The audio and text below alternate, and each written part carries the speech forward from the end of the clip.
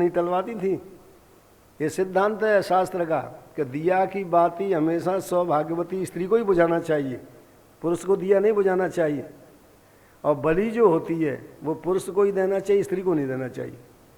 तो दिया की बाती सौभाग्यवती स्त्री बुझाती है, पर दिया की बाती तक नहीं बुझवाई थी जानकी जी से।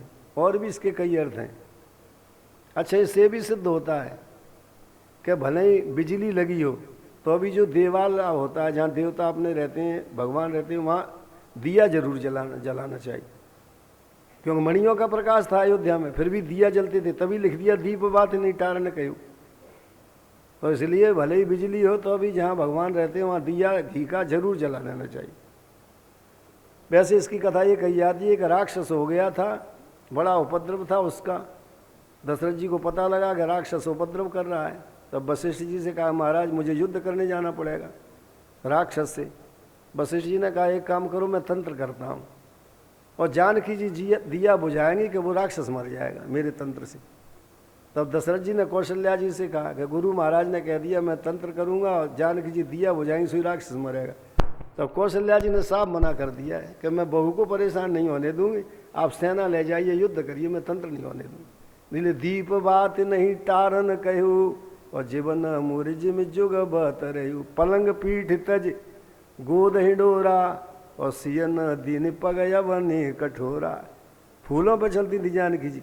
एक दिन अयोध्या के बाहर चली गई तो चने का अंकुर पैर में छिद गया। इतने कोमल चरण थे जानकी जी के कि गेहूं के अंकुर से चने का अंकुर कोमल होता है, वो चने का अंकुर छिद गया।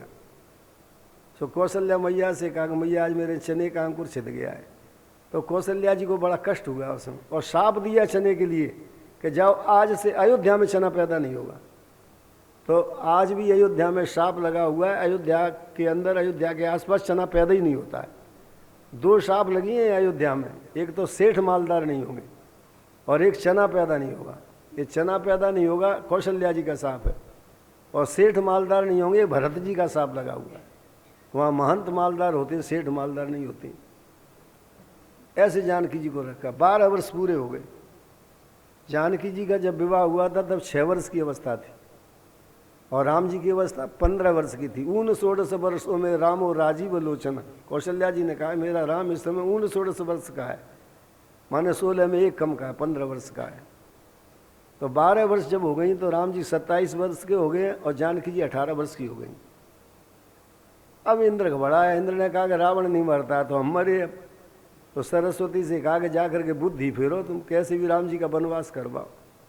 अब सरस्वती आई उसमें अयोध्या जी में। सो देखें तो सब अयोध्यावासी भगवान के भक्त। अब सरस्वती घबराई कि मैं बुद्धि किसकी फेरूं, क्योंकि मोहन नार नार के रूपा और पन्न गार्य चरित अनूपा।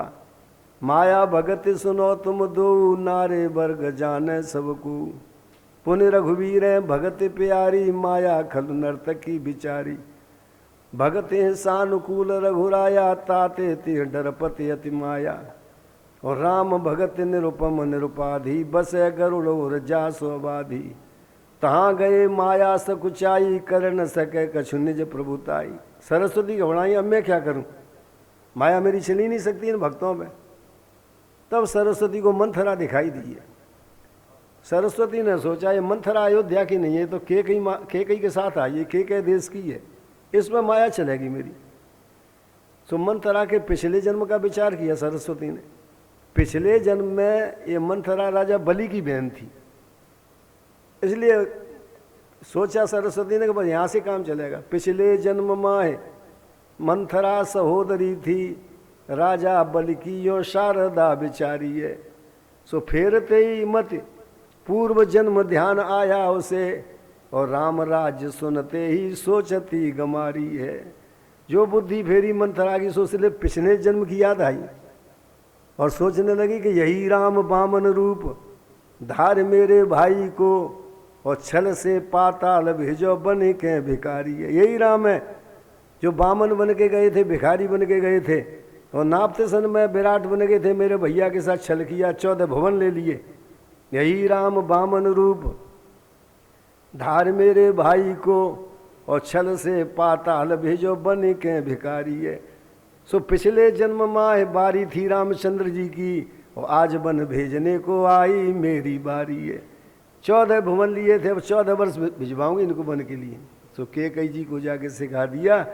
कैकेयी जी ने 14 वर्ष का भगवान राम का वनवास मांगा, और भरत जी को राजगद्दी, तब तो राम जी जानकी जी को लक्ष्मण को लेकर के वनवास के लिए आते गए। विशेष उदासी, विशेष माने शेष के सहित, वो उदासी माने उत्कृष्ट दासी, इसलिए जानकी जी गई हैं। उत्कृष्ट दासी जानकी जी थी, बड़ी भारी सेवा करने वाली, और शेषावतार लक्ष्मण जी थे। तापस वेश विशेष उदासी, 14 वर्ष राम वनवासी। तो विशेष से लक्ष्मण जी लिए गए, उदासी से जानकी जी ली गई। वर्ष 18 की सिया 27 के राम। जिस समय वनवास हुआ है जानकी जी 18 वर्ष की थी, और भगवान राम 27 वर्ष के थे। अच्छा, ये कैकेयी जी ने वरदान जो मांगा है, इसमें मंथरा कारण थी तो थी, पर इतनी चतुर रानी कैसे जो है ऐसी हो गई थी, इसका कारण बताया गया। संस्कृत में अद्भुत रामायण है। रामायण सतकोट अपारा, बहुत रामायण है, अलग अलग कल्प भेद से कथाएं आती। अद्भुत रामायण में बताया गया है कि राम जी के विरोध में, भगवान के विरोध में हमेशा परम प्रिय आता है, और तो टक्कर ले नहीं सकता उनकी कोई। जैसे जय विजय खास सखा थे, उनको उन्होंने बुद्धि फेरी उनकी। तो भगवान राम हमेशा कैकेयी जी के यहाँ रहते थे। तो राम जी ने सोचा कि मेरी कैकेयी परम प्रिय माता है, और मेरा विरोध ये ही कर सकती है, और किसी की सामर्थ्य नहीं है, ये मुझे वन भिजवा सकती है, तो रावण मर सकता है। इसलिए भगवान राम ने क्या किया, एक दिन जा करके कैकेयी जी की आंखें बंद कर ली, पीछे से आंख बंद कर ली। तो भुजा चीन रघुनाथ की, और कहे कैकेयी बहन। अब देखा कैकेयी जी ने सो राम जी की भुजा, सोचने लगी, राम जी ने आंखें बंद की। भुजा छीन रघुनाथ की, कहे कैकेयी बहन, और जो मांगो सो देऊंगी, खोलो दो नैन। बेटा आंखें खोल दो, जो चाहोगे सो मैं दे दूंगी। अब कैकेयी जी को क्या पता था कि ये क्या मांगते हैं, सो ही कह दिया कि मुझे 14 वर्ष का वनवास और भरत जी को राजगद्दी। माता कैकेयी मूर्छित हो गई उस समय, पर रघुवंश की रानी थी, और जानते थे राम जी रघुवंश की रानी है, ये कह देगी उसे करेगी। तो कह तो दिया ही था कि जो मांगो सो दे दूंगी। तब छाती पे, हृदय पे पत्थर रख करके राम जी को वन भिजवाया। इसलिए तुलसीदास जी ने भी इसका इशारा किया रामचरितमानस में। प्रेम अमीय मंदर विरह, भरत पयोधि गभीर, और मथ काढ़े सुर साधु हित, कृपा सिंधु रघुबीर। ये रामचरितमानस का दुआ है। इसका अर्थ है प्रेम अमीय मंदर विरह, और भरत पयोधि गभीर। भरत का जो चरित्र है वो बहुत गंभीर है, उसमें विरह का जब मंदरा चलाया गया तब प्रेम रूपी अमृत निकला है। माने प्रेम कैसा होता है इसका पता राम जी के विरह होने पर ही भरत के द्वारा पता लगा कि प्रेम क्या चीज़ है। प्रेम अमीय मंदर विरह, भरत पयोधि गभीर, और मथ काढ़े सुर साधु हित, कृपा सिंधु रघुबीर। प्रेम क्या होता है साधुओं को बताने के लिए भगवान ने भरत समुद्र से निकाला है। तो जब समुद्र का मंथन हुआ था, अमृत निकाला गया था, तब विष निकला था। संसार के कल्याण के लिए वो विष पिया है शंकर जी ने। ऐसे ही भरत समुद्र से जब प्रेम अमृत निकला है तो कलंक निकला है, और कलंक मैया कैकेयी ने शंकर जी के समान विश्व कल्याण के लिए पिया है। यदि माता कैकेयी कलंक न लेती तो राम जी को वनवास नहीं होता, और वनवास नहीं होता तो रावण ही नहीं मरता। माता ने स्वयं कलंक लिया और राम का नाम संसार में प्रकाशित कर दिया। यदि रावण नहीं मरता तो रामायण ही नहीं लिखी जा सकती थी। इसलिए मैया का चरित्र दिखाई देता है कैकेयी का, और कैकेयी का चरित्र बहुत गहरा चरित्र है। ये तुलसीदास जी के इस इशारे से पता लगता है। अच्छा, राम जी जानते थे कि कैकेयी को शाप लगना है, कलंक लगना है, ये शाप लगाए इनको। जब कैकेयी माता छोटी थी, अपने पिता के यहाँ रहती थी, तब महल में एक महात्मा आ गए। कैकेयी छोटी तो थी, जानती थी नहीं, उनके पास लोहे का डंडा था। सो कैकेयी जी गई, उनके मुँह से कारोंच लगा दी, और लोहे का डंडा इनने चुरा लिया। अब महात्मा जगह से बड़े नाराज कि मेरी लोहे का डंडा चला गया, मुँह से कारोंच लगा दी किसी ने। महाराज आए कैकेयी नरेश, पूछा भाई क्या बात होगी। वो डंडा चला गया और मुँह से कारोंच लगी। कहा डंडा तो ये महल में किसी के पास होगा। कैकेयी छोटी तो थी, बच्ची तो थी, आई और कैकेयी ने डंडा दे दिया कि ये डंडा मेरे पास। तो महात्मा बड़े भारी प्रसन्न हुए कि मेरा डंडा वापस आ गया। पर कारों नहीं छूटी उनकी। तब महात्मा ने श्राप भी दिया, वरदान भी दिया है। सोते हुए संत मुख कालिख लगा दिया था, और शाप मिला बालिका को दंड के चुराने से। भैरव प्रसिद्ध संत ने वरदान दिया, के कई के द्वारा लोह दंड फिर पाने से। लोहे का डंडा वापस आ गया, इसलिए संत ने वरदान दिया कि तुम्हारे पति दशरथ से किसी दिन सम्रासुर से संग्राम होगा, और धुरा की पहिया जहाँ लगता वहाँ की कील निकल जाएगी। तो तुमने मेरे लोहे के डंडे को वापस किया है, इसलिए तुम्हारे दोनों हाथ लोहे के समान मजबूत हो जाएंगे। प्राणपति देव का बचा सकोगी संग्राम में, और दोनों भुजदंड लोह दंड बन जाने से। उस दिन अपने पति के प्राणों को बचा दोगी, तुम्हारे हाथ टूटेंगे नहीं उस समय पे। परंतु एक बात है, मेरे मुँह से कारोंच नहीं छूट रही है, इसलिए शाप संत का है। मैं शाप देता हूँ, शाप संत का है। कभी के कह सुता के मुख, और लगेगा कलंक जो न छुटेगा छुटाने से। भगवान राम जानते थे कलंक मैया को लगना है, शाप लगा है, इसलिए भगवान ने इस लीला को ऐसे रच दिया है। वरदान है देने का वचन है तो मैया से ले लिया है। भगवान राम चल दिए वन के लिए। चित्रकूट में भगवान राम 12 वर्ष रहे हैं। कलयुग में 12 वर्ष में तपस्या की सिद्धि हो जाती है, ये बताया गया इससे। भरत जी मिले हैं, दशरथ जी समाप्त हो गए। फिर पहुँचे भगवान राम पंचवटी। तुम सम पुरुष न मोह सम नारी, वो यह संयोग विधि रचे विचारी। आ गई शूर्पणखा। अच्छा, शूर्पणखा संस्कृत का शब्द, इसका अर्थ क्या होता है? इसका अर्थ है शूर्प नखा यस्या शूर्पणखा। सूप के समान जिसके नाखून हो उसे शूर्पणखा कहते हैं। जैसे आँखों की शोभा कमल के समान होने में, नाक की शोभा तोते की चोंच के समान होने में, ऐसे ही नाखूनों की शोभा सूप के समान होने में। इतने सुंदर नाखून थे शूर्पणखा के कि लोग देख करके मोहित हो जाते, इसलिए नाम शूर्पणखा हो गया। अब तो सब नाखून रखा रहे हैं, चाहे सूप सरी के हों चाहे वैसे अंट संट हों, पर शूर्पणखा ने नाखून जरूर रखाए थे क्योंकि उसके सुंदर नाखून थे। और शूर्पणखा की तुम सम पुरुष नमो सम नारी, और यह संयोग विधि रचे विचारी। तुम्हारे समान पुरुष नहीं, मेरे समान स्त्री नहीं। भगवान ने कहा तुम रावण की बहन हो 71 चौकड़ी की, और हम तो बहुत छोटे 39 ही वर्ष के हैं। अभी 27 वर्ष में वनवास हुआ है, 12 वर्ष हम चित्रकूट रहे। फिर कैसे कहती हो कि तुम सम पुरुष नमो सम नारी? तब शूर्पणखा ने कहा है, ये खा शब्द नहीं है, खा शब्द है।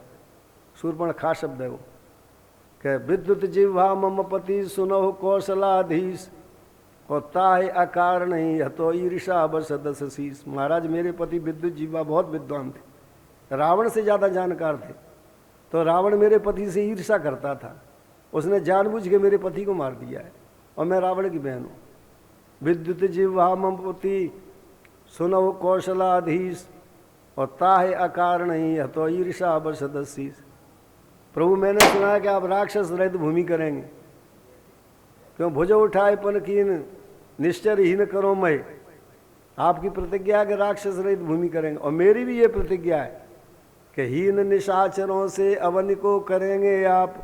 श्रवण ने सुनी प्रभु प्रतिज्ञा तुम्हारी है, और बहन का कुबेश कुबंधु लंकेश कियो, लागी अवधेश ही में दुख दवारी है। आपकी प्रतिज्ञा है राक्षस रहित भूमि करने की, और मेरा कुबेश लंकेश ने किया है, मेरा सिंदूर पहुँचा है। मेरी भी प्रतिज्ञा है कि एक एक यातु धानी के हरूंगी सिर सिंदूर ये टेक ही अधारी है। मैं भी राक्षसों का सिंदूर पहुँचूंगी। प्रणय दूह का, दोनों की एक ही प्रतिज्ञा है। प्रणय दूह का नाश दैत्यों का करें, सो तुम सम पुरुष नमो सम नारी है। तुम सम पुरुष नमो सम नारी, वो यह संयोग विधि रचे विचारी। भगवान ने कहा ऐसी बात है तो आ कुमार मूर लघु भ्राता, जाओ मेरे भैया लक्ष्मण कुमार के पास।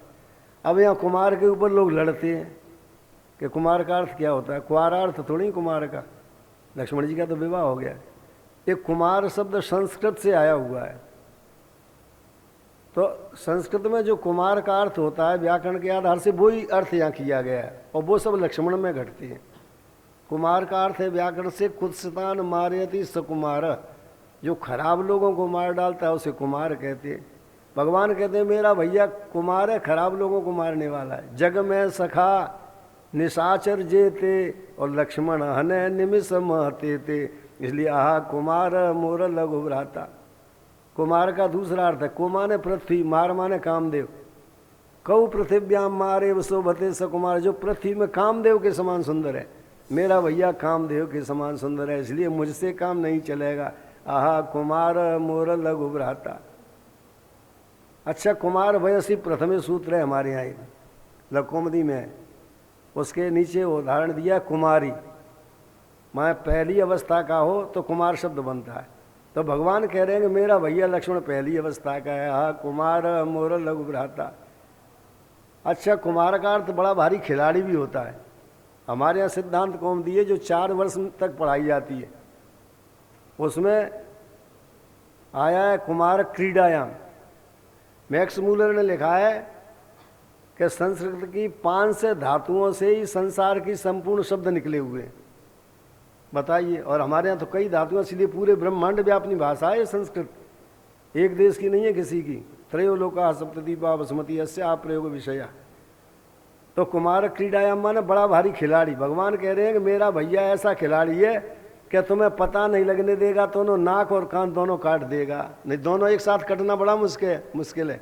नाक कटेगी तो होशियार हो जाए, कान कैसे काटने देगा, और कान कटेंगे तो नाक कैसे कटेगी। भगवान का इशारा करे कि आह कुमार मोर लघु भ्राता, मेरा भैया बहुत खिलाड़ी है, तुम्हें पता नहीं लगने देगा तो दोनों को काट देगा। शूर्पणखा आई लक्ष्मण जी के पास। लक्ष्मण जी बोले देखो हमारी अयोध्या का नियम है, बड़ी रानी का तो लड़का जाता है वन के लिए और छोटी रानी का लड़का बनता है मालिक। बड़ी रानी कौशल्या जी के पुत्र राम जी वन में और कैकेयी के पुत्र भरत राज्य कर रहे, इसलिए तुम वहीं जाओ, जानकी जी बड़ी हैं, तुम छोटी बनोगी तो वहीं से काम चलेगा।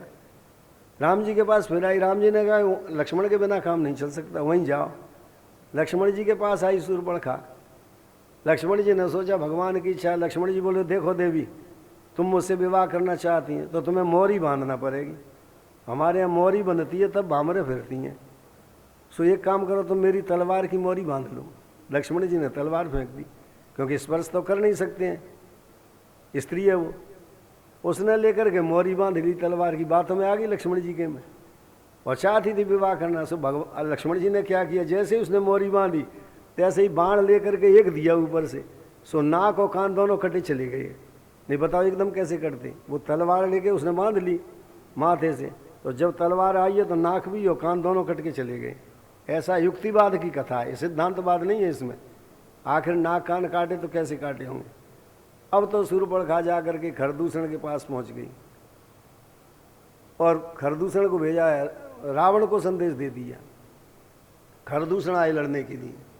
अब राम जी ने कहा लक्ष्मण से एक काम करो, जब तक जानकी जी रहेंगी तब तक ये राक्षसों को मारने नहीं देंगे।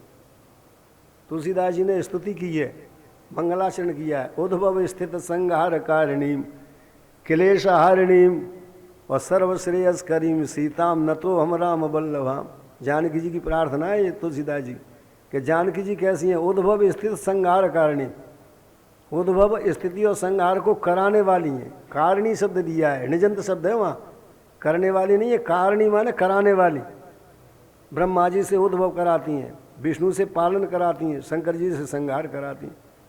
उद्भव स्थित संहार कारिणी क्लेश हारिणी, इसमें भी निजंत है, प्रेरणावाचक शब्द है। बोले क्लेश का हरण कराती हैं, दुख का हरण कराती। किससे कराती हैं? राम जी से। राम जी के पास में बैठती हैं जानकी जी। तुलसीदास जी ने लिखा कबहू के अम्ब अवसर पाए मेरी भी सुध दयाइयो कछु करुण कथा चला। हे मैया तुम पास में बैठी होगी और कभी कथा चले तो मेरी भी याद दिला देना उनको, भगवान राम को। बामांग में रहती हैं हमेशा, राम जी से कल्याण कराती हैं जीवों का। कोई जीव आता तो कहती हैं महाराज इसका उद्धार कर। इसलिए लिख दिया तुलसीदास जी ने क्लेश हारिणी। और स्वयं कैसी हैं? बोले सर्व श्रेयस करीम सीताम न तो हम राम बल्लभाम। जो सबका श्रेय करने वाली, कल्याण करने वाली, ऐसी मैया जानकी को मैं प्रणाम करता। तो जानकी जी तो सबका कल्याण करने वाली, फिर राक्षस कैसे मर जाएंगे उनके सामने? इसलिए लक्ष्मण जी से कहा इनको तो गुफा में ले जाओ, तब मैं संहार करता हूँ खरदूषण त्रिसरा का। एक गुफा में ले गए हैं फिर लक्ष्मण जी जानकी जी को, एक पेड़ के नीचे बिठा दिया है और वीरासन से बैठ गए। अब भगवान इधर युद्ध कर रहे हैं, उधर लक्ष्मण की परीक्षा करते हैं। तोता बन के पहुँचे, उस पेड़ पर बैठ गए। और तोता बन के राम जी ने लक्ष्मण जी से प्रश्न किया है कि पुष्पम दृष्ट्वा फलम दृष्ट्वा दृष्ट्वा सुंदर यौवनम और निर्जने कांचनम दृष्ट्वा कस्य नो चलती मन। लक्ष्मण बताओ, एकांत में फूल पड़ा हुआ हो, एकांत में फल पड़ा हुआ हो, भूख लग रही हो, पुष्पम दृष्ट्वा फलम दृष्ट्वा दृष्ट्वा सुंदर यौवनम, एकांत में स्त्री बैठी हो सुंदर, और निर्जने कांचनम दृष्ट्वा, एकांत में सोना पड़ा हुआ हो, कस्य नो चलती मना, ऐसा कोई है जिसका मन चंचल न हो। कितना कठिन प्रश्न किया है, क्योंकि जानकी जी एकांत में। पुष्पम दृष्ट्वा फलम दृष्ट्वा दृष्ट्वा सुंदर यौवनम और निर्जने कांचनम दृष्ट्वा कस्य नो चलती मन। तब लक्ष्मण जी कहते हैं, अरे सुख एक ऐसा भी व्यक्ति होता है जिसका मन चंचल नहीं होता। किसका नहीं होता है? कहा कि सुचरित्रो पिता यस्य माता यस्य पतिव्रता, जिसका पिता सुचरित्र होता है और माता जो है सदाचारिणी होती है, उभाभ्याम संप्रभूत तस्य नो चलती मना, उन दोनों से जो संतान पैदा होती है उसका मन चंचल नहीं होता है। मेरे पिता दशरथ हैं, मेरी माता सुमित्रा, मेरा मन चंचल नहीं होता। इसलिए पुत्रों को योग्य बनाना है तो पिता और माता को पहले योग्य बनना पड़ता है, तपस्या करना पड़ती है, तब जाकर के ऋषभ देव सरी के भगवान राम के समान, भरत के समान पुत्र पैदा होते। अंत में खरदूषण को मार दिया भगवान त्रिशरा को। अब भगवान ने सोचा कि युद्ध होना है और जानकी जी मारने नहीं देंगे, इसलिए जानकी जी से कहा कि तुम पावक में करो निवासा और जब तब लगे करो निशाचर नाश, अब तुम अग्नि में प्रवेश करो। तो जानकी जी ने अग्नि में प्रवेश किया है और माया की सीता बनी है फिर। इसलिए अपने यहाँ जो श्री सूक्त मंत्र हैं, ये लोग हमारे विद्वान लोग उससे हवन कराते हैं श्री सूक्त से। तो श्री सूक्त में अग्नि देवता से राम जी ने ये प्रार्थना करी है कि मैंने जानकी जी को तुम्हें दिया है, उन्हें वापस कर दो। तो राम भद्राचार्य जी महाराज श्री सूक्त का पूरा अर्थ राम जी पे घटा देते कि राम जी ने प्रार्थना करी है श्री सूक्त के द्वारा अग्नि के, हे अग्नि देवता मेरी जानकी जी को वापस करो, मैंने तुम्हें दिया था जब मैं निशाचर नाश कर रहा था। भगवान चले हैं, रावण ने जानकी जी का हरण कर लिया है, माया जानकी जी का।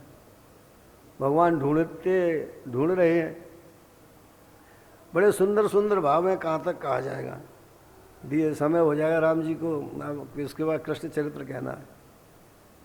अंत में मुए सकल मरे है सकल घड़ी पैर के बीच, लही न काहू आज लो गीधराजो सी मीज। जटायु मिल गए हैं, भगवान की गोद में प्राण छोड़े हैं। तुलसीदास जी ने लिखा है कि मुए सकल मरे हैं सकल, सैकड़ों मर चुके हैं, आगे मरेंगे। मुए सकल मरे हैं सकल घड़ी पैर के बीच, पर लही न काहू आज लो गीधरा जो सी मीच। पर जटायु शरीर की मृत्यु नहीं हो सकती है, भगवान की गोद में समाप्त हुए। और जटायु चलते चलते कह रहे हैं भगवान से, प्रभु घबराना मत, रावण ने जो जानकी जी का हरण किया वो बिंदु नाम के मुहूर्त में किया है। रावण वेदों का पंडित है पर ज्योतिष में कमजोर है। जटायु की अवस्था उसमें 60,000 वर्ष की थी और ज्योतिष के बहुत बड़े विद्वान थे जटायु। उन्होंने कहा रावण ने बिंदु नाम के मुहूर्त में हरण किया है, और बिंदु नाम के मुहूर्त की ये विशेषता होती है कि जो चीज़ जिसकी जाती है समय कितना भी लग जाए उसे मिलती जरूर है। इसलिए जानकी जी आपको अवश्य मिलेंगे, समय कितना लगे आप घबराना मत। और ऐसे कहकर के जटायु समाप्त हो गए। ये दशरथ जी के मित्र थे जटायु। फिर पहुँचे पंपापुर पर, बाली से सुग्रीव से मित्रता हुई है। सुग्रीव ने बंदरों को भेजा है 10 दिशा के लिए, बंदर गए। बंदर जितने थे विश्व के सब पहुंच गए थे, सुग्रीव तो राजा ही थे। सो बंदरों से कह दिया कि तुम्हारा सब दिशाएं देखिए, अपने अपनी दिशाओं को जाओ। रावण ले तो दक्षिण दिशा को गया है, पर हो सकता है चालाक है किसी दूसरी दिशा में भेज दिया हो। तो बंदर सब गए और सबने आगे कह दिया कि हमने अपनी पूरी दिशाएं छान डाली, कहीं जानकी जी का पता नहीं। न तो पश्चिम में, न पूर्व में, उत्तर में, हम लोग एक एक जगह घूम के आ रहे हैं। सो ही निर्णय हो गया कि दक्षिण दिशा में जानकी जी होना चाहिए। तब हनुमान जी इत्यादि को भेजा गया है। हनुमान जी ने जाके लंका को जलाया है। सो रावण कहता है उस समय, तुष्टा पिना की दश भी सिरो भी तुष्टो न चैका दश को रुद्र। मेरे सिर 10 थे और शंकर थे 11, रुद्र थे 11। तो 10 सिर से 10 रुद्रों को तो प्रसन्न कर लिया था, एक रुद्र शेष रह गया था, उसको मैं प्रसन्न नहीं कर पाया था क्योंकि सिर ही नहीं था। तुष्टा पिना की दश भी सिरो भी और तुष्टो न चैकादश को हे रुद्र, एकादश रुद्र प्रसन्न नहीं हो पाया। अतो हनुमान, वही 11 रुद्र हनुमान बने हुए हैं। दहती तिलंका, मेरी लंका जला रहे हैं। पंक्ति रे भेदाय न पुनः सिवाय। एक लाइन में 50 आदमी बैठे हैं तो पंक्ति भेद मत कर देना, एक सा ही करना, नहीं मेरी लंका कैसा हाल होगा। विभीषण मिले वहाँ पर, तब हनुमंत कही सब राम कथा निज नाम। संत को हमेशा नाम और रूप छिपा के रखना चाहिए। संत नाम के चक्कर में पड़ा, रूप के चक्कर में पड़ा तो सब दिन बाल ही निकालता रहेगा, कपड़ा ही धोता रहेगा, भजन कब करेगा? है नाम के चक्कर में झूठ बोलना पड़ेगा। तो हनुमान जी संत थे, उन्होंने नाम और रूप को छिपा के रखा है, हमेशा जो ही मोई बैठे रहते थे। जब कोई याद दिलाता था कि राम काज लग तब अवतारा, सुनत ही भयु पर्वताकार, जब याद दिलाता था तब याद आती थी कि मुझे तो काम करना है। तो रूप के चक्कर में हनुमान जी नहीं पड़े और नाम के चक्कर में नहीं पड़े। आग लगा दी थी लंका में, पर रावण को ये पता नहीं था कि जिस बानर ने आग लगाई है उसका नाम क्या है कभी एक महाबलशीला, यही कहता था। राम जी का नाम लिया है रावण ने, सुग्रीव का नाम लिया है, अंगद का लिया है, पर हनुमान जी का नाम नहीं ले पाया। वो ये कहता है कभी एक महाबलशीला आवा प्रथम नगर जी जा रहा, नगर जा गया। ऐसे नाम को छिपाते हैं संत, पर हनुमान जी से भी नाम निकल गया विभीषण के सामने। तब हनुमंत कही सब राम कथा निज नाम, अपना नाम बोल दिया। तो विभीषण उच्च कोटि के संत थे, उन्होंने सोचा हनुमान जी संत हो गए, नाम के चक्कर में कैसे पड़ गए, इन्होंने नाम कैसे बोल दिया। सो विभीषण ने हाल ही नाम लेके बात करिए फिर हनुमान जी से। अब मोह भा भरोसा हनुमंता, और बिनु हरि कृपा मिले नहीं संता। हे हनुमान जी मुझे पक्का भरोसा है, बिना हरि की कृपा के संत नहीं मिलते। जो हनुमान जी का नाम लेके विभीषण ने बात करी, सो हनुमान जी संकुचित हुए कि मेरी गलती होगी, मैंने संत के सामने नाम ले दिया। तब हनुमान जी ने रोक लगाई है कि प्रात ले जो नाम हमारा, और तादिन ताहे न मिले आहारा। गलती हो गई सो जो नाम ले दिया आपके सामने, अब मेरा नाम लेके बात मत कर बैठना, नहीं पता लग जाएगा। मैं गुप्तचर विभाग का सबसे बड़ा अध्यक्ष हूँ, इसलिए मैं आया हुआ हूँ। तो हनुमान जी के नाम की रोक लगाई गई है। वैसे हनुमान जी का नाम सवेरे ही लेना पड़ता है जग करके, ये शास्त्र मत है, श्लोक आया हुआ है। हनुमानंजनी सूनुर्वायु पुत्रो महाबल, रामेष्ट फाल्गुन सखा पिंगाक्षोमित विक्रम, उदधिक्रमणश्चैव सीताशोक विनाशक, लक्ष्मण प्राणदाता च दशग्रीवस्य दर्पः, द्वादशैतानि नामानि कपीन्द्रस्य महात्मनः, स्वाप काले प्रबोधे च यात्रा काले च यह पठेत। हनुमान जी के 12 नाम, स्वाप काले माने सोते समय, प्रबोध काले माने जगते समय, यात्रा काले माने चलते समय लेगा, उसे कभी असगुन नहीं होगा। तो हनुमान जी के तो नाम के लिए सिद्धांत है कि आप सवेरे जग के लीजिए। फिर यहाँ प्रार्थ ले जो नाम हमारा, ये तो रोक लगाइए कि संतों को नाम के चक्कर में नहीं पड़ना चाहिए। गलती होगी, मैं नाम के चक्कर में पड़ गया। अंत में हनुमान जी ने खबर कर दी है, चढ़ाई कर दी लंका के ऊपर। 10,000 अमर निशाचर भेजे पहले रावण ने, अब एक भी राक्षस मरे नहीं। रामादल युद्ध बंद हो गया दिन का। अब रामादल में बड़ा संकट के ये राक्षस मरते ही नहीं है। तब विभीषण ने कहा कि महाराज ये अमर निशाचर है, आपकी तरफ कोई अमर होगा तो ठिकाना लगा सकता है, नहीं मरेंगे नहीं, ये अमर निशाचर है रावण। तब जाम्बवंत से पूछा कि अपनी तरफ कौन ऐसा है जो अमर हो। तब जाम्बवंत ने कहा कि हनुमान जी है, अजर अमर गुण निधि से तो हो, जानकी जी का आशीर्वाद मिला है। तब हनुमान जी से कहा कि 10,000 अमर निशाचर हैं, अब क्या किया जाए। हनुमान जी ने कहा हमको अकेले को भेज दो, हम 10,000 को मार डालेंगे, निशान ठिकाने लगा देंगे, न मरेंगे। तो अकेले हनुमान जी गए हैं फिर, और उधर से 10,000 अमर निशाचर है। तो तुलसीदास जी ने लिखा है इसके ऊपर कि जे रजनीचर वीर विशाल, कराल बिलोकत काल न खाए। ऐसे रजनीचर थे जिन्हें काल नहीं खाता था। जे रजनीचर वीर विशाल, कराल बिलोकत काल न खाए। तेरन रोर कपीस किशोर, बड़े बर जोर परे पग फाए। जब लड़ने आ गए तो हनुमान जी ने क्या किया, दौड़ना शुरू किया।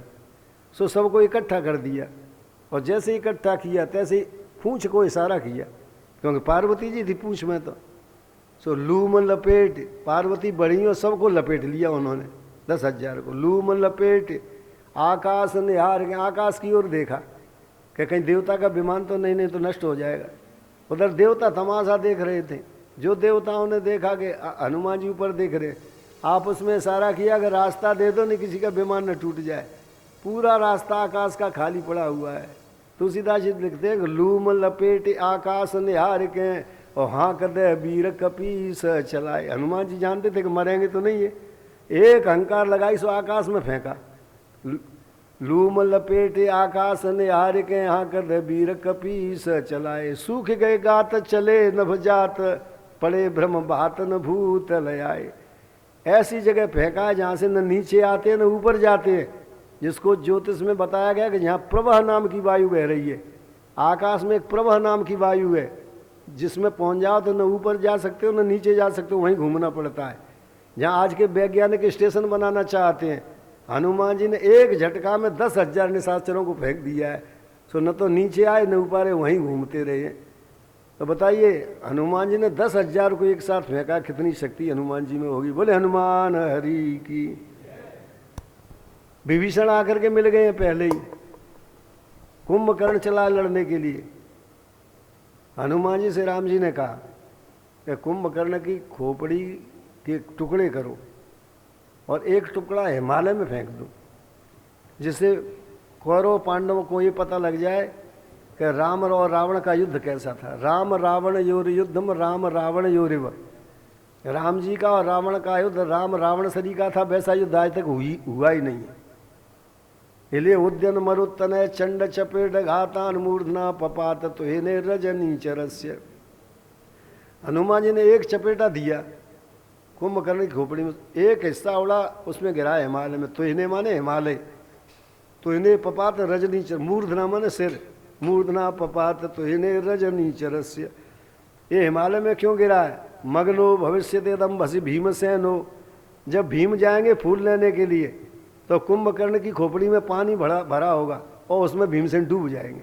ऐसी खोपड़ी थी कुंभकर्ण की। मगनो भविष्य यदम भसी भीमसेनो, हम मसीमा ने जल में भीमसेन मग्न हो जाएगा। इसलिए लोग जो कहावत चली है कि कुंभकर्ण की खोपड़ी और भीमा गोटा खाए, ये बिल्कुल सही है। कबंध को वही फेंक दिया है। लड़ाई आगे बढ़ी, लक्ष्मण जी को शक्ति लग गई मेघनाद की। अब रामादल में बड़ा संकट। अच्छा विभीषण को मालूम था कि मेरा सुषेण वैद्य अच्छा कर सकता है, पर विभीषण ने मुंह से नहीं कहा है कि सुषेण वैद्य अच्छा कर सकता है, क्योंकि विभीषण जानते हैं कि मेरे वैद्य से यदि अच्छे नहीं हो पाए लक्ष्मण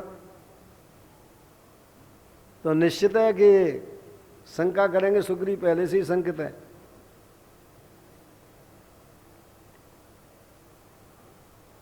कि कहीं विभीषण धोखा न दे जाए। इसलिए विभीषण ने नहीं कहा कि सुषेण वैद्य, जाम्बवंत ने कहा कि जाम्बवंत के वैद्य सुषेण। लंका में सुषेण वैद्य जो मरे को जिंदा करता है।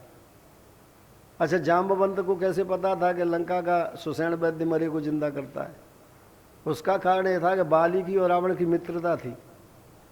तो बाली के राज्य में कोई मरता था तो सुषेण आदि के जिंदा करते थे और रावण के राज्य में भी जिंदा करते थे, इसलिए जाम्बवंत को पता था। अब प्रश्न आया कि लेने कौन जाएगा सुषेण के लिए? तब विभीषण ने कहा कि आज रावण ने अपने गुप्तचरों को सब जगह भेज दिया होगा, क्योंकि रावण जानता है लक्ष्मण को सुषेण के सिवाय कोई अच्छा कर नहीं सकता है, तो न कोई रामादल से आएगा। इसलिए रावण का आदेश है कि किसी के मुंह से सुषेण का नाम निकले उसे पकड़ लो। और विभीषण ने कहा कि लंका में कोई बीमार नहीं है जिससे ये पता लग जाए कि फलानी जगह वैद्य का घर है, क्योंकि सुषेण को आदेश दे दिया है रावण ने कि किसी को भी सुषेण खांसी हुई लंका में तो तुम्हें फांसी दे दूंगा। इसलिए सुषेण के गुप्तचर घूमते रहते, कोई बीमारी नहीं होता है, पता लग जाता है उसे। ऐसे आदमी को भेजो जो बल और बुद्धि दोनों का खजाना हो, बुद्धि से भी काम करे और बल से भी काम करे। तब तुम बल बुद्धि निधान।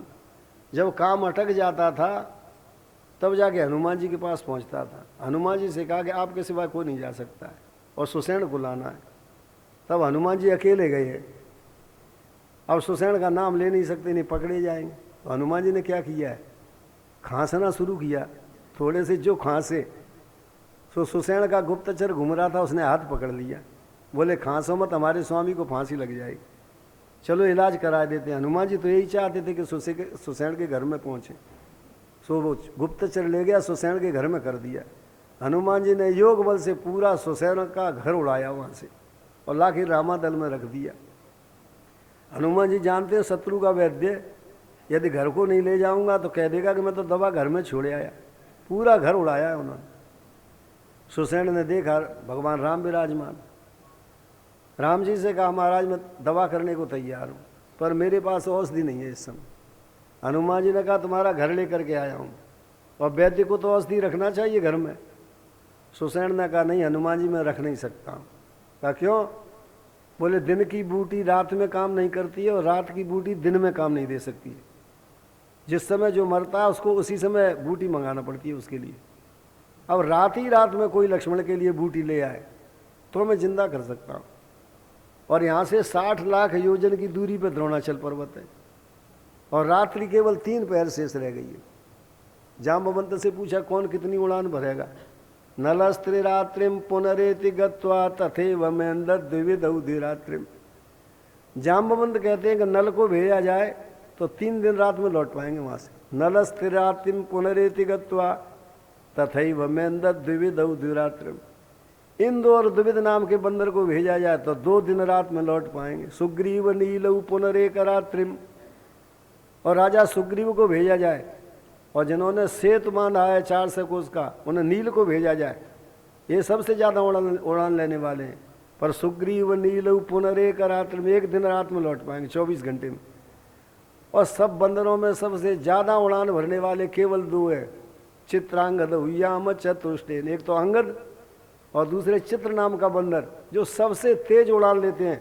पर चित्रांगद हुयाम चतुष्टेन वो भी 4 पहर में लौट पाएंगे, जबकि रात्रि केवल 3 पहर शेष रह गई है। इस समय पद्म 18 यूथ बंदर, 18 पद्म यूथपति थे, उनमें कोई ऐसा नहीं है जो बूटी ला सके। तब हनुमान जी की ओर देखा गया। जो हनुमान जी की ओर देखा सही हनुमान जी ने कहा नीत्वा लंका सुषेणम पुनरनिल सुता प्रार्थयामास रामम देवाज्ञाम देहि तव हित करणोपस्थिता संति सर्वे। प्रभु वैसे तो सब तैयार है, और मैं अभी लंका से आ रहा हूँ सुषेण को लेके। नीत्वा लंका सुषेणम पुनरनिल सुता प्रार्थयामास रामम देवाज्ञाम देहि तव हित करणोपस्थिता संति सर्वे। लक्षाणाम षष्ठिरास्ते द्रोहिणगिरिरुतो योजना नाम हनुमान। यद्यपि लक्षाणाम षष्ठी, षष्ठी माने 60, लक्ष माने लाख, द्रोहिणगिर माने द्रोणाचल। यद्यपि 60 लाख योजन की दूरी पे यहाँ से द्रोणाचल है, पर प्रभु बिल्कुल मत घबराना। आप तेल का कड़ा भरवाओ, उसके नीचे आग जलवा दो, और तेल उबलने लगे उस समय सरसों उसमें छोड़ दो, और सरसों फूलेगी उस समय यहीं खड़ा रहूँगा। और फूल करके जब सरसों फटेगी उसका तड़ाक शब्द शुरू होगा, तब चलूँगा, और शब्द को पूरा नहीं होने दूंगा तब तक लौट आऊँगा। उन्होंने कहा कि नीत्वा लंका सुषेणम पुनरनिल सप्ताह प्रार्थया मास रामम देवाज्ञाम देहि तव हित करणोपस्थिता संति सर्वे। लक्षाणाम षष्ठिरास्ते दुहिरणगितो योजना नाम हनुमान तैलाद्रे सरसपस्य स्फुट नरोपरा तत्र गत्वा त्रिचैमी। शब्द पूरा नहीं होगा तब तक लौट आऊँगा मैं। बताइए हनुमान जी में कितनी सामर्थ्य थी, किस गति से चलते थे। बहुत से वैज्ञानिक कहते हैं कि कोई ईथर नाम का तत्व होता है, पूरे संसार में व्याप्त होता है। हनुमान जी उसी रूप में आ जाते थे और उसको तत्काल प्रकट कर देते थे। ये स्थिति थी हनुमान जी की।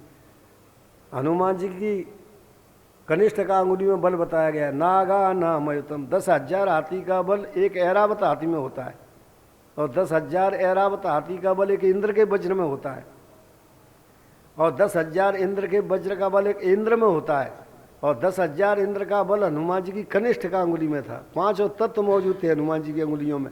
इसलिए हनुमान जी कभी घूंसा नहीं मारते थे, मुठिका मारते थे, और मुठिका भी बाएं हाथ की मारते थे। दाएं हाथ की मुठिका को तो कोई सहन ही नहीं कर सकता था।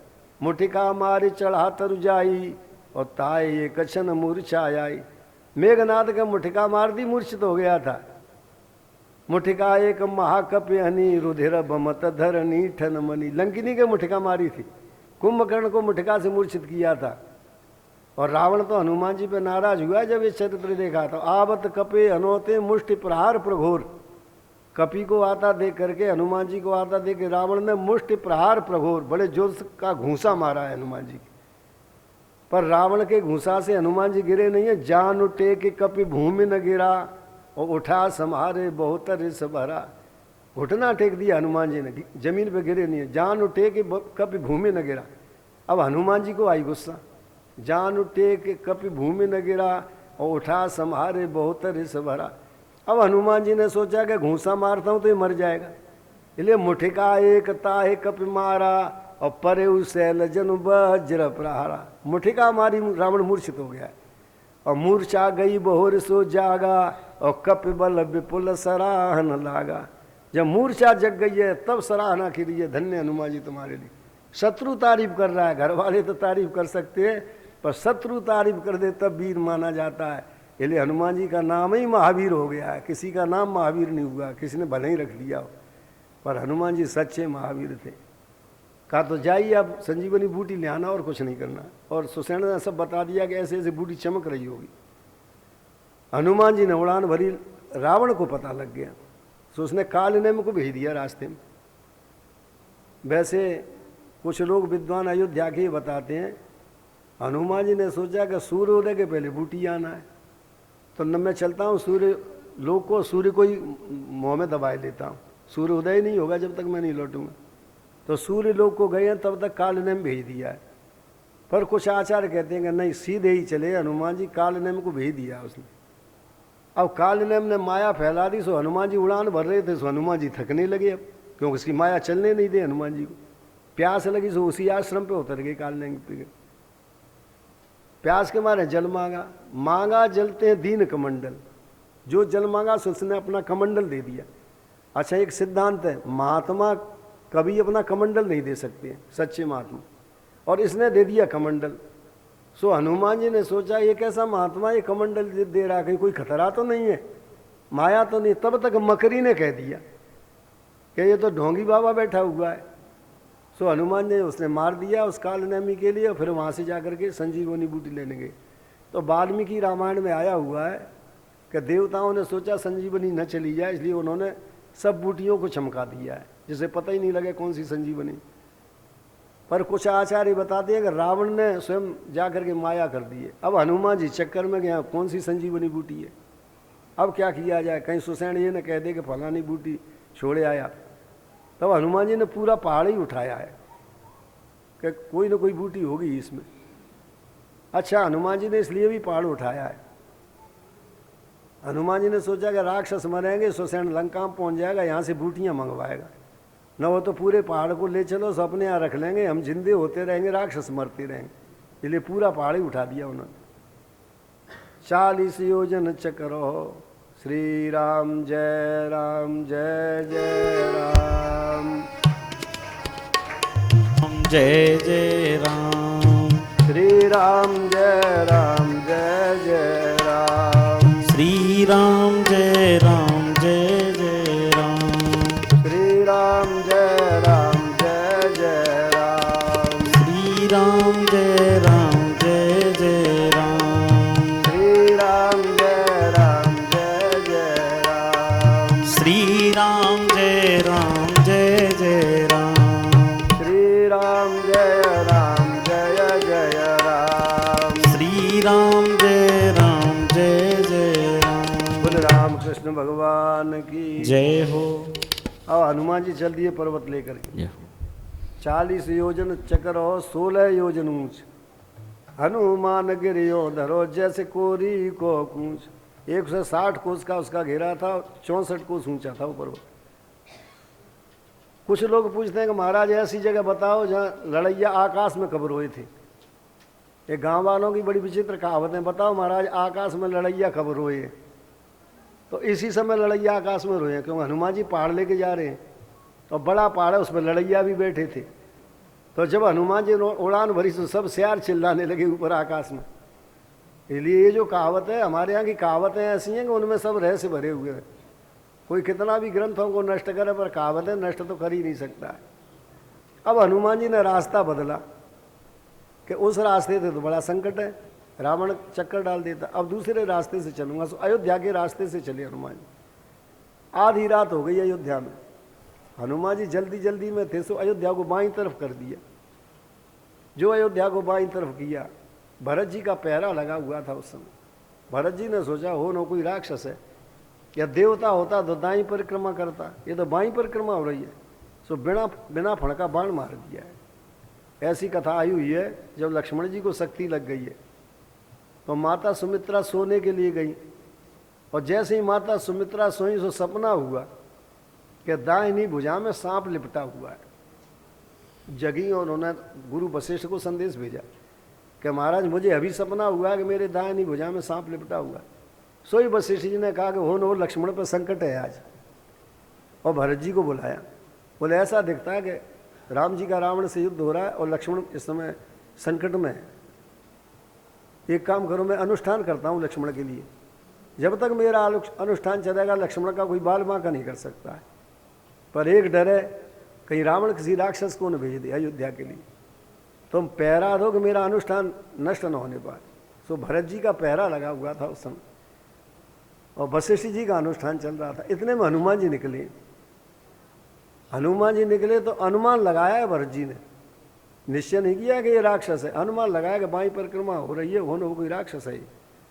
यदि निर्णय हो जाता तो भरत जी के बाण से बचना मुश्किल हो जाता था। अनुमान में माता कौशल्या ने यह कह दिया था कि बेटा भरत, यदि सही निर्णय नहीं होता तो कभी सही बाण मत छोड़ना, अनुमान में हमेशा बिना फण का बाण छोड़ना, क्योंकि तुम्हारे पिता से गलती हो गई थी।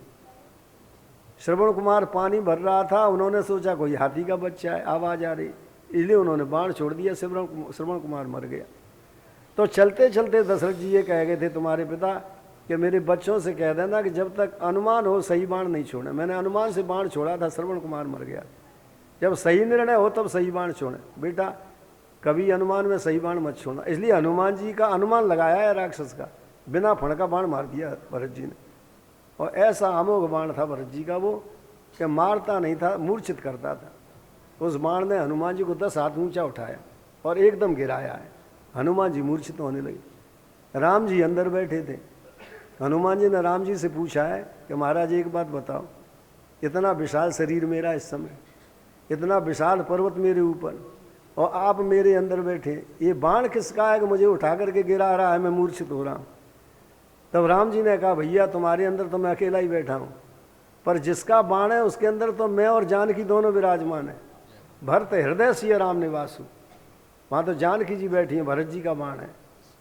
हनुमान जी ने सोचा अयोध्या न दब जाए, इसलिए गिरते गिरते पूंछ पे पर्वत ले लिया। हनुमान जी बेहोश, राम शब्द मुँह से निकला। भरत जी घबरा गए उस समय कि युद्ध चल रहा है, मैं किसी काम में नहीं आया, मैंने तो भक्त को मूर्छित कर दिया। अंत में फिर वैद्यों को बुलाया गया, किसी वैद्य से हनुमान जी अच्छे नहीं हुए। तब भरत जी ने आन लगाई है, जो मोह पर रघुपति अनुकूला, तो कपे हो विगत श्रम सूला। यदि राम जी अनुकूल हो तो हनुमान जी की पीड़ा चली जाए। जो आन लगाई सो हनुमान जी जागृत। हनुमान जी ने कहा कि युद्ध चल रहा है, लक्ष्मण मूर्छित है, मैं संजीवनी बूटी लेके जा रहा हूँ और सूर्योदय के पहले मुझे पहुँचना है। भरत जी ने कहा बैठो मेरे बाण के ऊपर, मैं अभी भेजे देता हूँ, सूर्योदय नहीं होने पाएगा।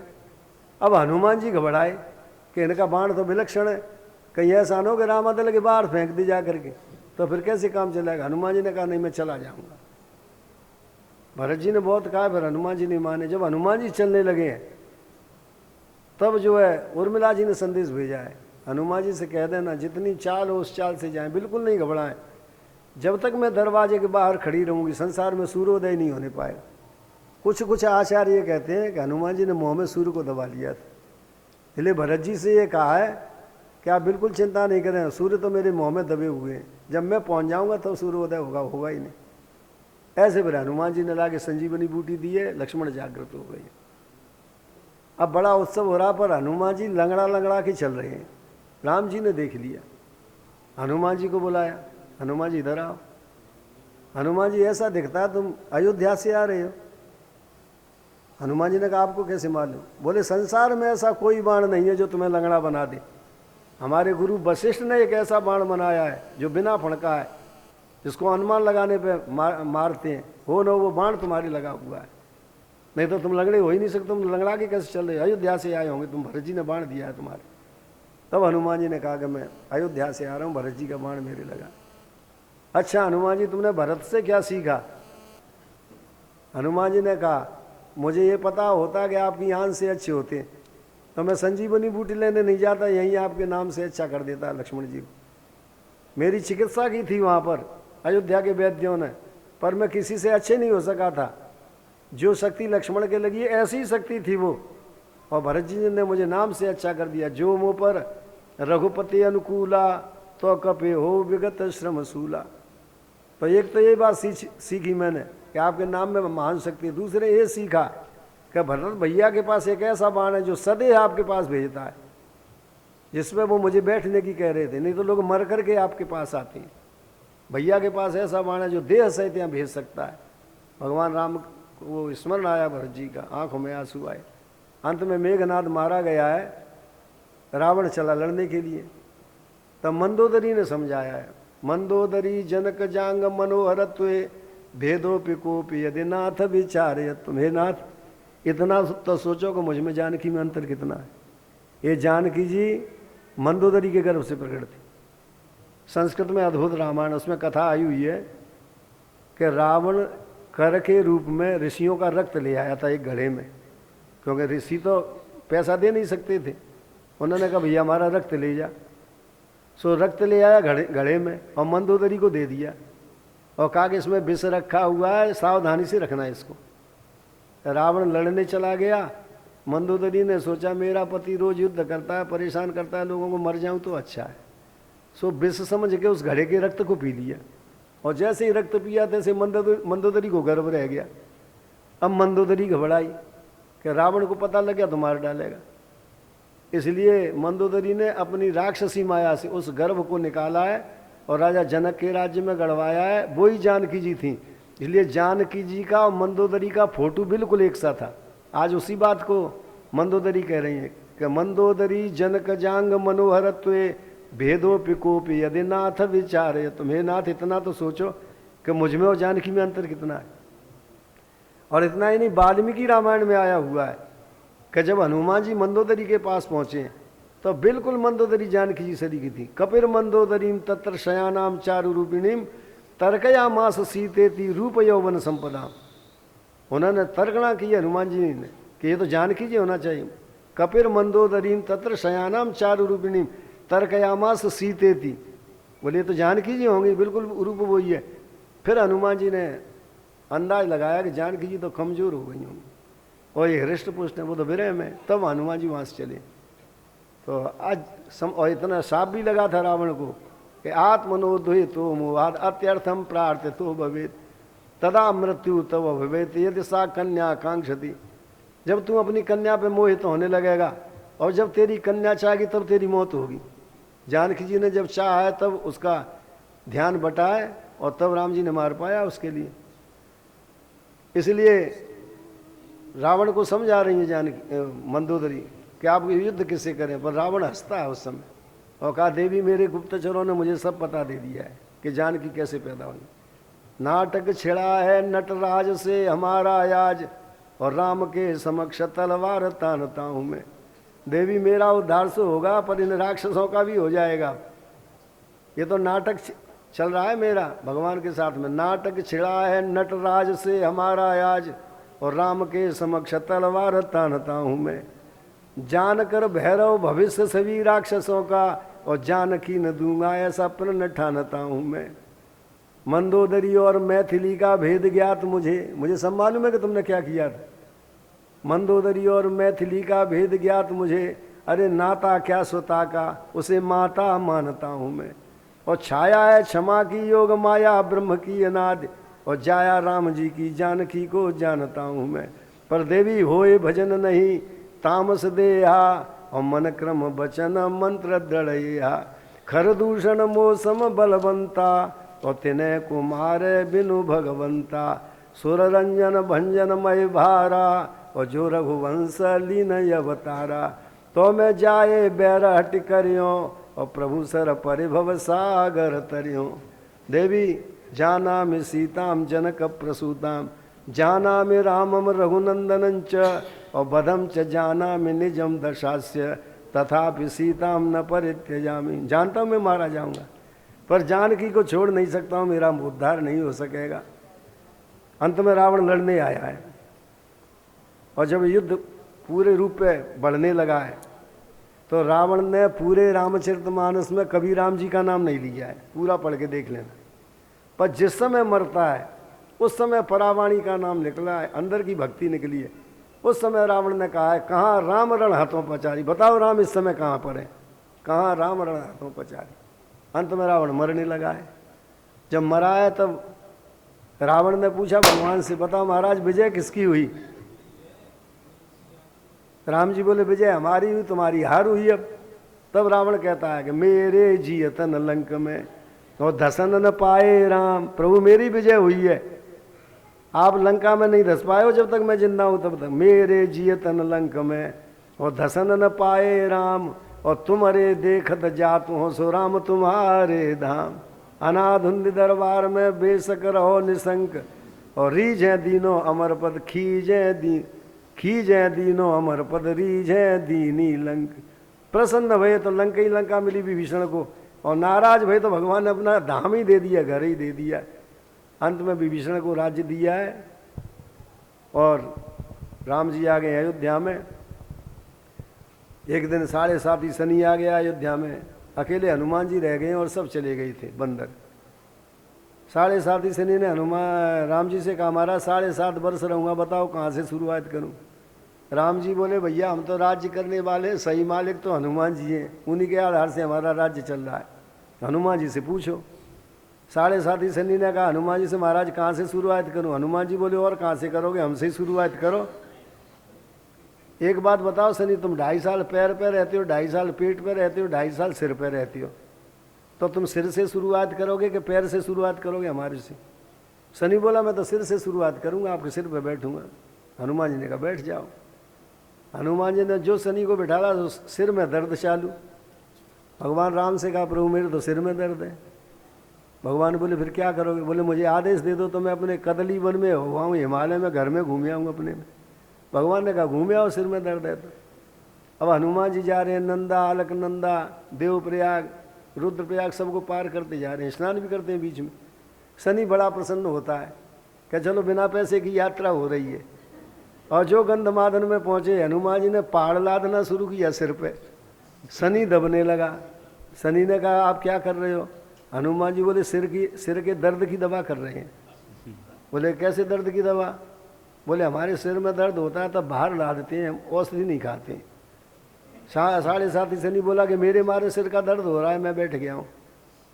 हनुमान जी ने कहा चाहे तुम्हारे कारण हो चाहे बीमारी के कारण हो, हमारा दर्द पहाड़ों के लादने से ही जाता है। और शनि को पकड़ लिया हनुमान जी ने कि कहीं गिर न जाए। जो पहाड़ लादे सो शनि की दम घुटने लगी। शनि कहने लगा कि मैं तुम पे रहना ही नहीं चाहता। हनुमान जी बोले अभी तो 2.5 दिन भी नहीं हुआ है, 2.5 साल कौन रहेगा मेरे ऊपर? शनि कहने लगा कि मैं अयोध्या में नहीं रहना चाहता। अब हनुमान जी नहीं छोड़े शनि के लिए। तब शनि ने कहा हनुमान जी मुझे छोड़ दो, जो तुम्हारी परिक्रमा करेगा, जो तुम पे सिंदूर चढ़ाएगा, जो तुम पे दिया रखेगा, उसे मैं कभी परेशान नहीं करूँगा। और साथ में मैं अपना शनिवार भी तुमको दे रहा हूँ, मेरे शनिवार में भी तुम ही पूजते रहोगे। तब हनुमान जी ने छोड़ा शनि के लिए। सो जाके गति है हनुमान की, ये तुलसीदास जी ने लिखा है। तुलसीदास जी कभी झूठ नहीं लिख सकते हैं। तुलसीदास जी लिखते हैं जाके गति है हनुमान की, और ताकि पैज पूज आई है रेखा कुलिस पसान की। तुलसीदास जी कहते हैं वज्र की रेखा खींच करके कह रहा हूँ, जो हनुमान जी की सेवा करेगा उसकी जो प्रतिज्ञा होगी जरूर पूरी होगी। ताकि पैज पूज आई है रेखा कुलिस पसान की। हनुमान जी कैसे हैं? अघटित घटित सुघट विघटन ऐसी विरुदावली नहीं आन की। असंभव कार्य को संभव कर देते हैं, जो संकट आने वाला है उसे दूर फेंक देते हैं। अघटित घटित सुघट विघटन ऐसी विरुदावली नहीं आन की। और सुमिरत संकट सोच विमोचन मूर्ति मोद निधान की। जाके गति है हनुमान की। जो हनुमान जी की सेवा करेगा, राम जी, लक्ष्मण जी, जानकी जी, शंकर जी और पार्वती पांचों प्रसन्न रहेंगे उसमें। तापर सानुकूल गिरिजार लखन राम और जानकी। तापर सानुकूल गिरिजार लखन राम और जानकी। तुलसी कपि की कृपा बिलोकन खान सकल कल्याण की। जाके गति है हनुमान की। हनुमान जी की खूब सेवा करो, खूब सुख प्राप्त होगा। भगवान राम ने 11,000 वर्ष 11 महीने 11 घड़ी 11 दिन 11 पल राज्य किया है। फिर अयोध्या वासियों को लेके साकेत चले गए, हनुमान जी को यहाँ छोड़ गए कि कि आप अयोध्या की देखभाल करना। हनुमान जी सप्त चिरंजीवियों में सवेरे उठ के नाम लेना चाहिए।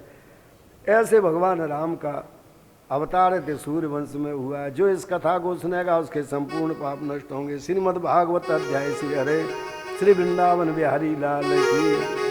अब विश्राम वो होगा, हमारे यहाँ गीत होंगे एक 15 मिनट के लिए, उसके बाद भगवान कृष्ण का बोले कृष्ण कन्हैया लाल की जय, श्री रामचंद्र भगवान की जय। सज्जनों, आप सभी ने महाराष्ट्री की पावन वाणी से भगवान श्री राम के पावन चरित्र को सुना। जानकी जी ने अपने कुल को पवित्र किया, राम जी के कुल को पवित्र किया। लोग कहते हैं कि बेटा ही कुल को पवित्र कर सकता है, किंतु नहीं, बेटी भी अगर सुलक्षणा हो तो एक कुल नहीं बल्कि दोनों कुल को पवित्र करती है। अरे बेटे का सम्मान है जग में, बेटी का कोई मान नहीं। बेटे का सम्मान है जग में, बेटी का कोई मान नहीं। दुनिया वालों मुझे बता